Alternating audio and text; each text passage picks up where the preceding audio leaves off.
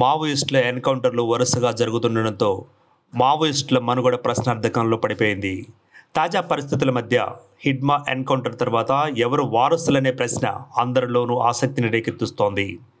హిడ్మా వారసుడు తన తర్వాతి వాడు ఒకే ఒక్కడు ఇంకా మిగిలే ఉన్నాడన్నది అందరిలోనూ మిగిలిన సమాధానం. అతను ఎవరు అనేది మరో ప్రశ్న. దీనికి సమాధానంగా బర్సిదేవా అనే పేరు బలంగా వినిపిస్తోంది.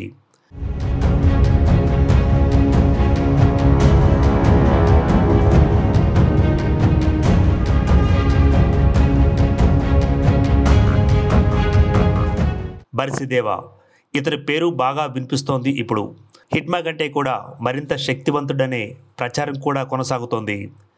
ఆదివాసుల ఆరాధ్య దైవంగా దేవాను భావిస్తున్నారు. ఆయన ఎక్కడ ఉన్నా క్షేమంగా ఉంటాడని వారంతా విశ్వసిస్తున్నారు. పువర్తి జిల్లాకు చెందిన దేవా ఇప్పుడు ఆదివాసులందరికీ హీరో అయ్యాడా? తమ ఆశయాలను తీర్చగలిగేది దేవా మాత్రమే మరి అనే వారంతా నమ్ముతున్నారు. ఆయన స్వయంగా హిడ్మాకు బంధువు అనే ప్రచారం కూడా నడుస్తోంది. స్వతహాగా ఆజానుబాహుడైన దేవా విప్లవ ఉద్యమాలలో అంటకాగినవాడు. సుమారు 50 ఏళ్లకు పైమాటే ఉంటుంది వయస్సు. తనతో పాటే అత్యాధునిక AK-47 గన్ కూడా వెంటే ఉంటుందని ప్రచారం జరుగుతోంది.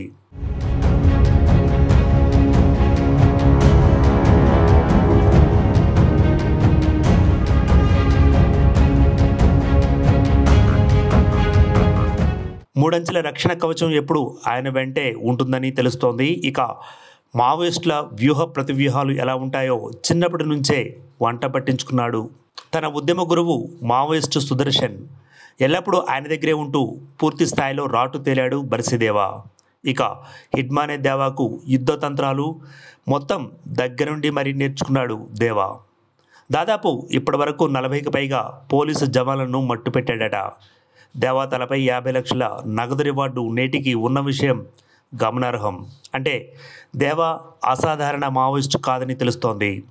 మొన్న హిడ్మా ఎన్కౌంటర్ అయ్యాక ఆయన అంత్యక్రియలకు కూడా మారువేషంలో వచ్చి కన్నీరు కార్చినట్లు, అటు తర్వాత అక్కడి నుంచి నిష్క్రమించాడని తెలుస్తోంది.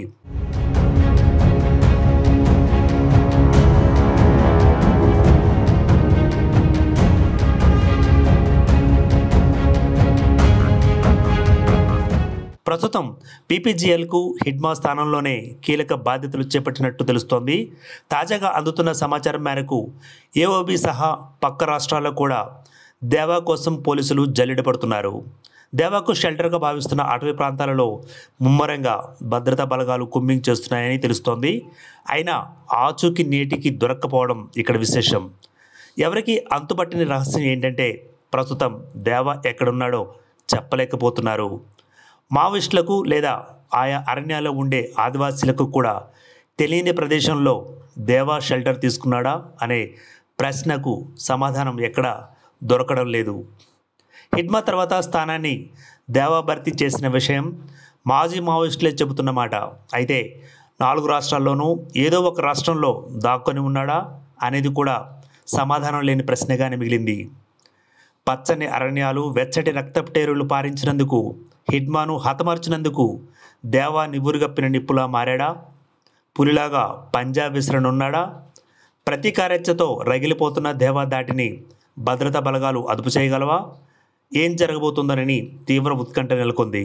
వెయిట్ చూద్దాం. Keep watching Andhraprabha.